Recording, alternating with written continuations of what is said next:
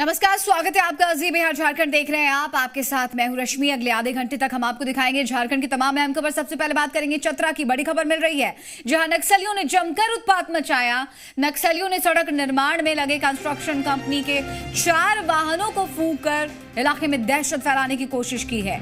प्रतापपुर थाना इलाके के राजपुर कौरा सड़क निर्माण कार्य में लगे सिंह कंस्ट्रक्शन की एक जेसीबी मशीन, एक ट्रक और 2 मोटरसाइकिल को नक्सलियों ने फूंक डाला।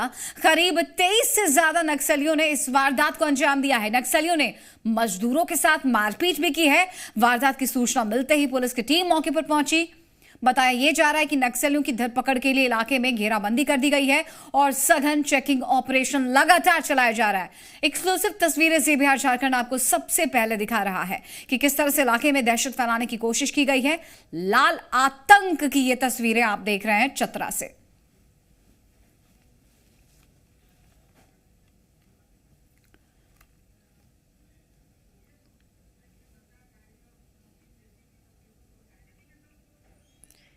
आप तस्वीरें देख रहे हैं किस तरह से कंस्ट्रक्शन में लगी मशीनों को आग के हवाले कर दिया नक्सलियों ने। जेसीबी मशीन को भी फूंक डाला। वहां पर बाइक्स थी, उन्हें भी जला दिया। प्रतापपुर के राजपुरा कौरा में नक्सलियों का ये उत्पात इस वक्त आप देख पा रहे हैं। चतरा से तस्वीरें।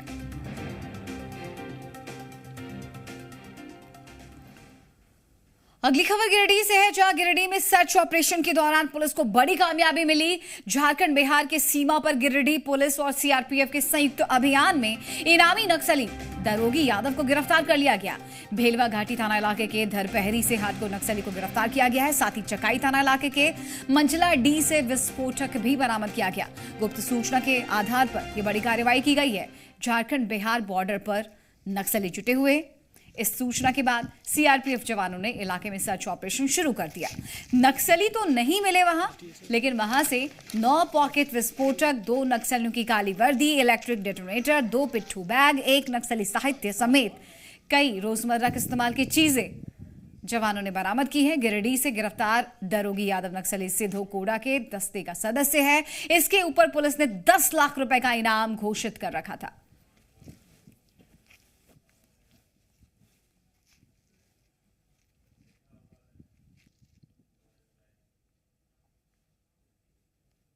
चलिए अब हम आपको दिखाते हैं सीएम के अनोखे रंग। सीएम रघुवर दास फुर्सत के पल में भी राजनीति रणनीति में मशगूल दिखे।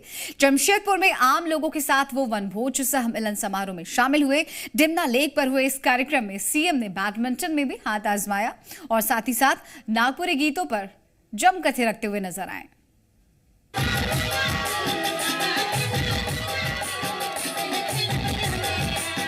नागपुर की पारंपरिक धुन पर सीएम रघुवर दास अपने को रोक नहीं पाए।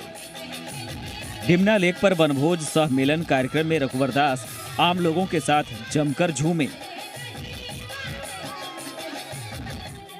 नए साल पर सांस्कृतिक कार्यक्रम में बड़ी संख्या में स्थानीय लोगों के अलावा बीजेपी नेता भी शामिल हुए। इस दौरान उन्होंने लोगों को संबोधित करते हुए कहा कि झारखंड के लोग इस आनंद में झूमे कि उन्होंने राज्य में बिचौलिए की दुकान बंद कर दी है। हम लोग ने बेदाग सरकार देने की काम की। इस राज्य से भ्रष्टाचार, बिचौलिया को समाप्त करना, भ्रष्टाचार मुक्त झारखंड, बिचौलिया मुक्त झारखंड बनाने के लिए हमारी सरकार कृत संकल्पित है। वनभोज कार्यक्रम में मुख्यमंत्री ने राज्य सरकार के 4 साल पूरे होने और अपने विधानसभा क्षेत्र के वरिष्ठ कार्यकर्ता राम कुमार पांडे का जन्मदिन मनाया और केक काटा। दरअसल सीएम 1995 से अपने विधानसभा क्षेत्र में ये कार्यक्रम आयोजित करते आ रहे हैं। पारंपरिक से लेकर फिल्मी गीतों का तड़का भी होता है यहाँ। गीतों से बात आगे बढ़ी तो उन्होंने सांसद विद्युत वरण महतो के साथ बैडमिंटन में भी हाथ आजमाए।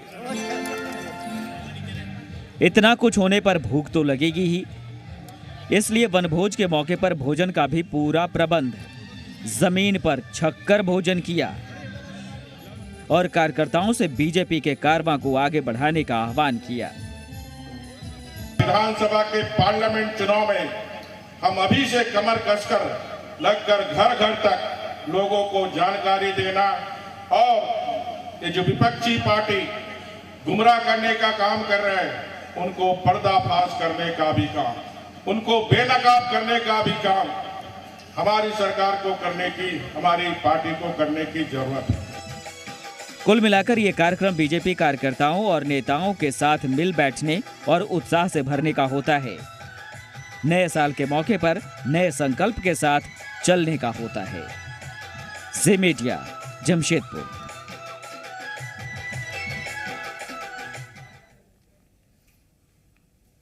अब दिखाएंगे आपको 19 की 25वीं। साल 2019 में आम चुनाव होना है। चुनाव से पहले पीएम का दौरा चुनावी शंखनाद के तौर पर ही देखा जा रहा है। पीएम मोदी झारखंड के पलामू में पूरी तरह से अटैकिंग मूड में नजर आए। विरोधियों पर जमकर निशाना साधा। जनता की नब्ज को पकड़कर किसान और आम लोगों के बहाने विरोधियों पर आरोपों की झड़ी लगाई, जिससे बीजेपी के कार्यकर्ता काफी उत्साहित होकर मिशन 2019 के लिए जुट गए हैं। लेकिन विरोधियों का दावा है कि अब कोई मंत्र जनता के सामने काम नहीं आएगा।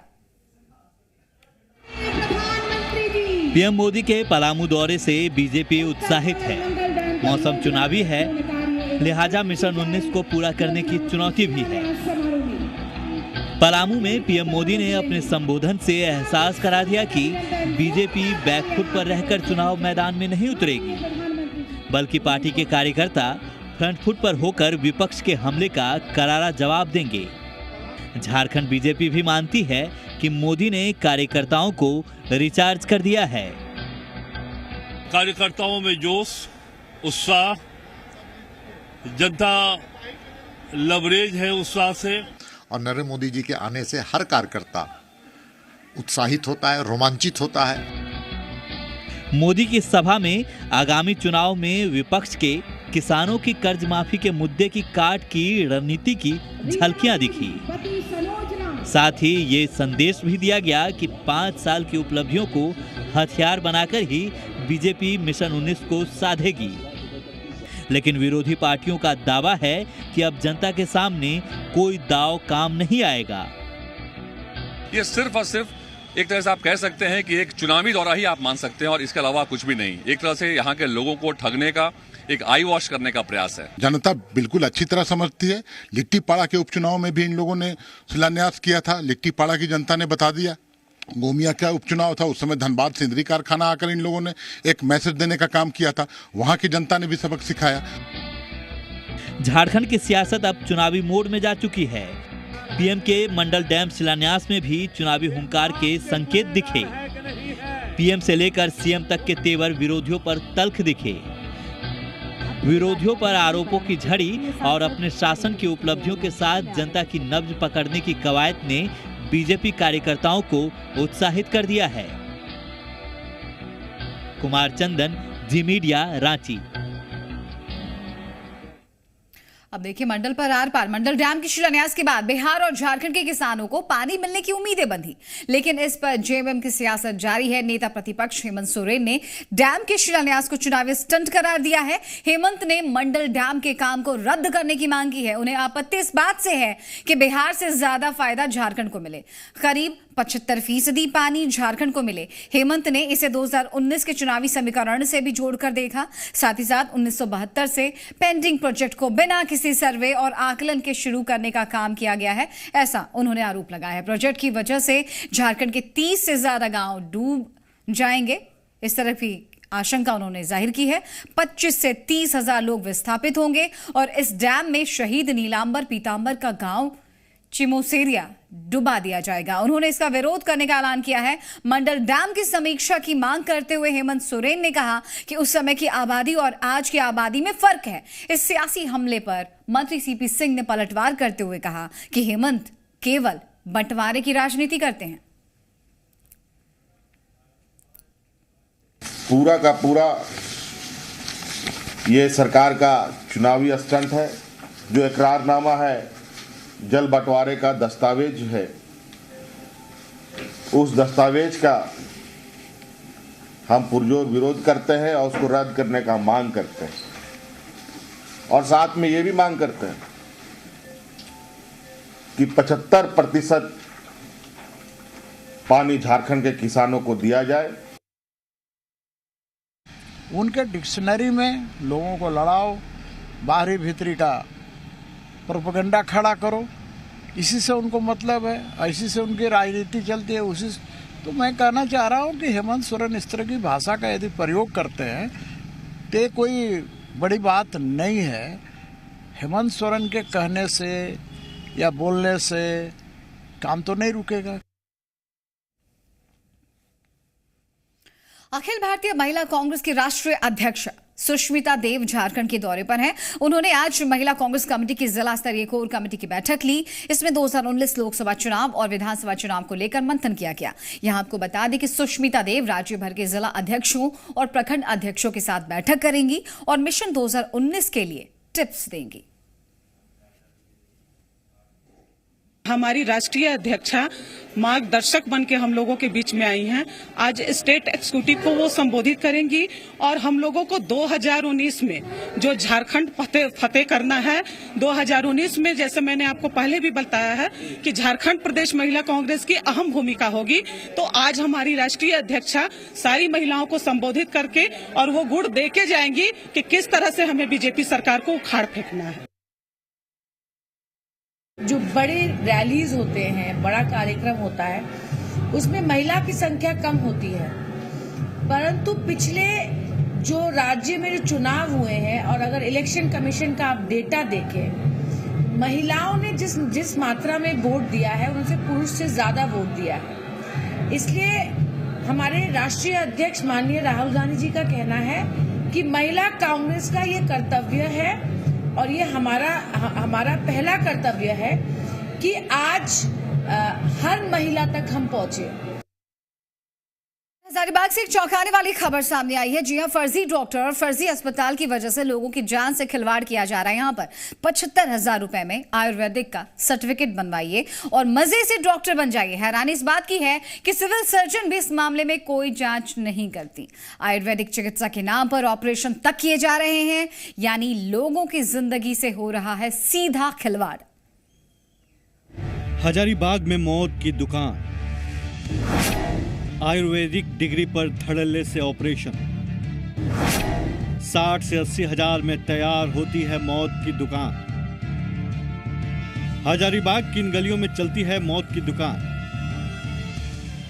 यकीन नहीं होता तो देखिए इन अखबारों में सुर्खियां। जी मीडिया की एक्सक्लूसिव पड़ताल में ये बात सामने आई है कि बगैर जांच पड़ताल के बन रहे हैं आयुर्वेदिक डॉक्टर के लाइसेंस।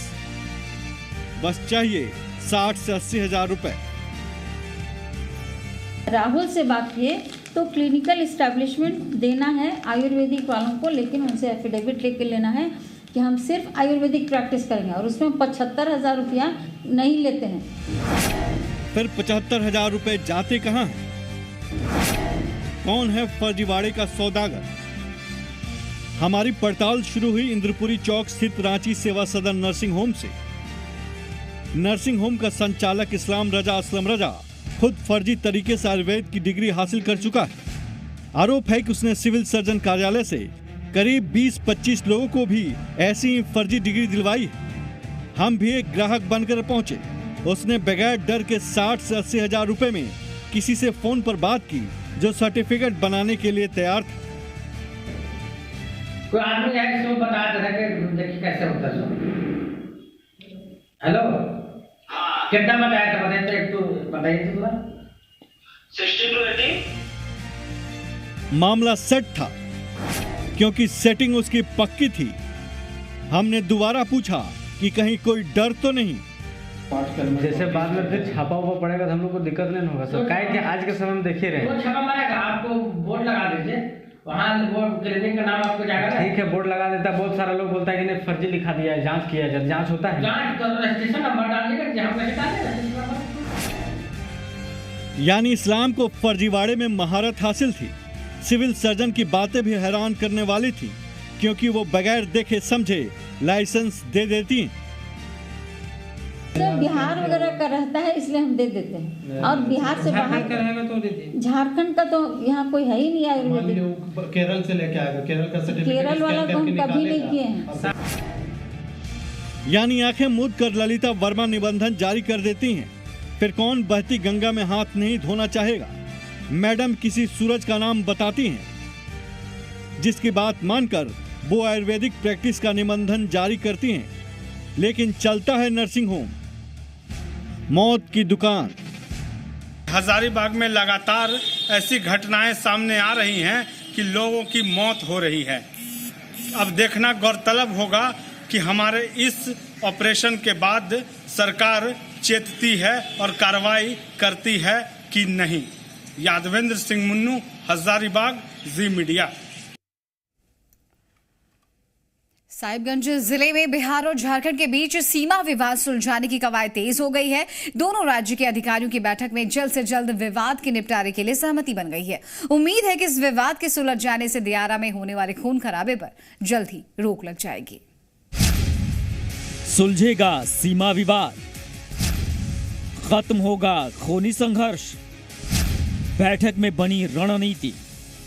साहिबगंज में गंगा से सटे इस इलाके में हर साल खून की गंगा बहती है। इस जमीन को साहिबगंज के लोग अपना बताते हैं, तो बिहार के कटिहार के लोग भी इस पर अपना दावा पेश करते आ रहे हैं। यही कारण है कि 540 एकड़ की यह जमीन दियारा में हर साल खूनी संघर्ष की वजह बनती है।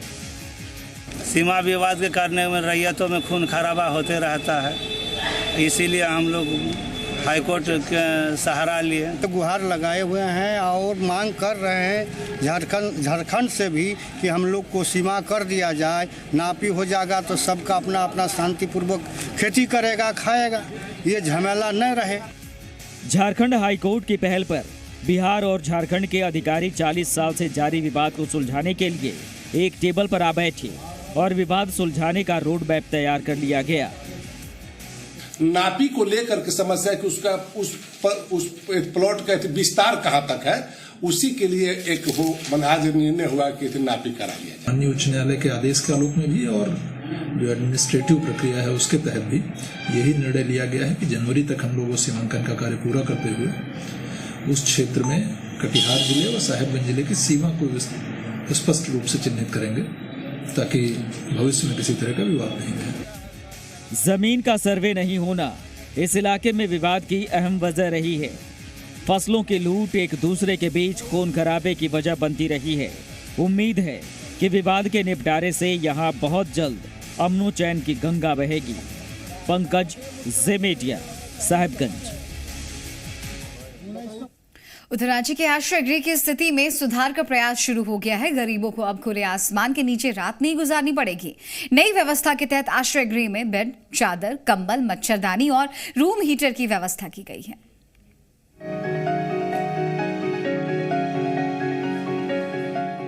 रांची नगर निगम ने नई व्यवस्था के तहत गरीबों के लिए रिम्स परिसर में बेड, गद्दा, तकिया, चादर और कंबल की व्यवस्था की है ताकि इन आश्रय गृह में रहने वाले लोगों को किसी भी प्रकार की समस्या न हो। रांची नगर निगम की महापौर आशा लकड़ा, उप महापौर संजीव विजयवर्गीय और नगर आयुक्त मनोज कुमार ने आश्रय गृह की नई व्यवस्था का उद्घाटन किया। और अभी हम लोग ने उद्घाटन किए हैं नए बेड के साथ में, उसमें बॉक्स वाला बेड, गद्दा, बेडशीट, कंबल और साथ में है कि चादर भी है और मच्छरदानी ऐसे करके दिए हैं। दरअसल रिम्स परिसर में कई ऐसे लोग थे जिन्हें खुले में रात गुजारनी पड़ती थी, लिहाजा ऐसे में रिम्स का ये आश्रय गृह गरीबों के लिए एक वरदान है जहां वो आराम से अब रात बिता सकते हैं। कल से लगाया है ये सब। पहले तो पुराना में सोते थे, अभी तो कल से लगा हुआ है। बहुत अच्छा लगा, बहुत अच्छा, बहुत अच्छा। बहुत दिन ले हम जब से मेरा घर टूट गया तब से हम ये बनना है यार। हम जाहिर है रांची नगर निगम के इस बेहतर प्रयास की सब लोग सराहना कर रहे हैं। वहीं महापौर ने आश्वस्त किया है कि शहर के अन्य आश्रय गृह को बेहतर बनाया जाएगा ताकि हर एक गरीब को छत मिले और रात गुजारने में उन्हें कोई परेशानी ना हो। सौरभ शुक्ला, जी मीडिया, रांची। आइए अब हम आपको रूबरू कराते हैं रांची की किकी से, जो अपने आप में मिसाल हैं और समाज के लिए प्रेरणा स्रोत भी हैं। कलम की जादूगर किकी अपनी लेखनी से दुनिया को मुरीद बनाने के लिए तैयार हैं। हौसले की अद्भुत मिसाल किकी, समाज के लिए बड़ी प्रेरणा स्रोत। खुद ही को कर बुलंद इतना कि हर तदबीर से पहले खुदा बंदे से ये पूछे बता तेरी रजा क्या है। इसी शेर की जीती जागती मिसाल हैं रांची की किकी। स्पैस्टिक नाम की बीमारी ने 22 साल की कर्मयोगी किकी को चलने फिरने में जरूर मजबूर कर दिया, लेकिन उसके हौसले को नहीं तोड़ सकी। यकीन न हो तो रांची में चल रहे सरस खादी मेले में अपने लिखे किताब शादी का सपना से लोगों को रूबरू कराती किकी को आप देख सकते हैं। जब विमोचन करने के लिए गई थी मुख्यमंत्री जी के पास, देन मैंने उन्हें अपनी इच्छा जाहिर की थी कि मैं चाहती हूँ कि मैं अपनी नॉवेल माननीय प्रधानमंत्री नरेंद्र मोदी जी को गिफ्ट करूँ। देन उन्होंने मुझे आश्वासन दिया था कि वो इस बार झारखंड के दौरे पे आएंगे। चलिए इसी के साथ खबर झारखंड में फिलहाल इतना ही। छोटा सा ब्रेक, लेकिन जी बिहार झारखंड पर लगातार जारी है खबर।